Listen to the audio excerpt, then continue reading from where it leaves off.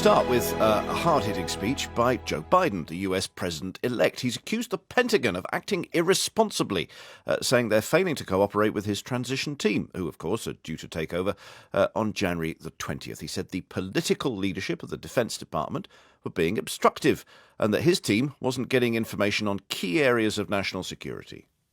We have encountered roadblocks from the political leadership at the Department of Defense and the Office of Management and Budget. Right now, we just aren't getting all the information that we need from the outgoing administration in key national security areas. It's nothing short, in my view, of irresponsibility. And Mr. Biden went on to say it was making it more difficult to protect the American people. Let's discuss this now with Hugo Lowell, national political reporter and contributor at Politico. Hugo, welcome to the show. Most people, I think, had assumed that this issue had gone away once the transition team had got access to office space briefings. That was a big issue a few weeks back. Obviously not. So who is Biden singling out?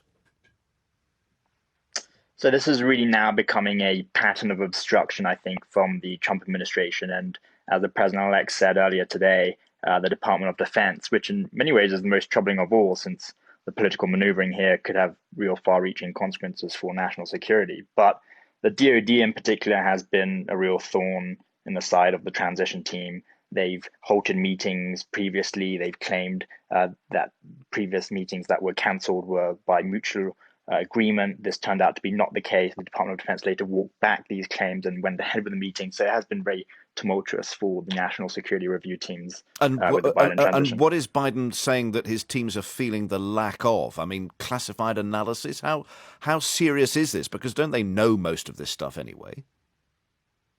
I think it is quite serious. And I think the Biden team don't like to criticize the current administration because he ran on this message of unity. But we can pass some clues from what the president-elect said today.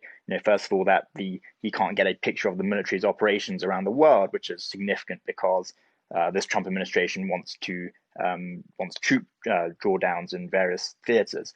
He's also saying he can't get insight into budget planning that he's going to inherit. So there are a number of key areas operationally the Department of Defense that the Biden team say they don't have any insight into. And are they naming names? I mean, it's pretty. He's been pretty explicit in his criticism, but does it mean that there are particular people in particular jobs who aren't helping? Yeah, it's a really good point. I think a lot of transition aides point towards an individual called Kush Patel. He's a Trump loyalist who was appointed as the Pentagon chief of staff in the days after Trump lost the election, and there was a purge of personnel from the department.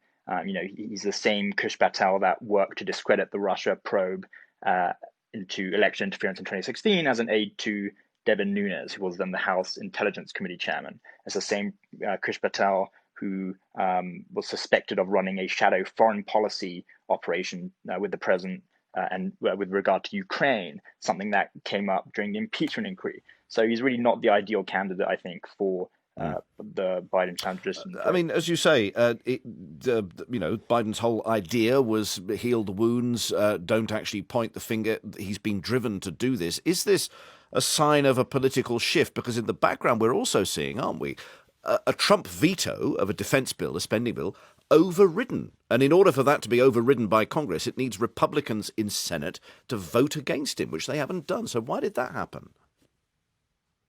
It's another really interesting point. So today there was the first congressional override of his presidency. It was really significant as well, 322 votes to 87. Trump had telegraphed that he would veto this national defense authorization bill in advance. And so congressional leaders had moved to stop it. It's a really significant bill that increases pay for military members, among other things. Senator Elizabeth Warren, who was a presidential candidate, also included a provision to rename bases named after Confederate officials in the wake of the Black Lives Matter movement in the summer. So I think a lot of House Republicans decided that this bill was too important and too consequential to not object to the veto, especially with a lame duck president who's not going to be in office in 23 days' time. No, that's right. Hugo, many thanks indeed. Hugo Lowell, the national political reporter at Politico.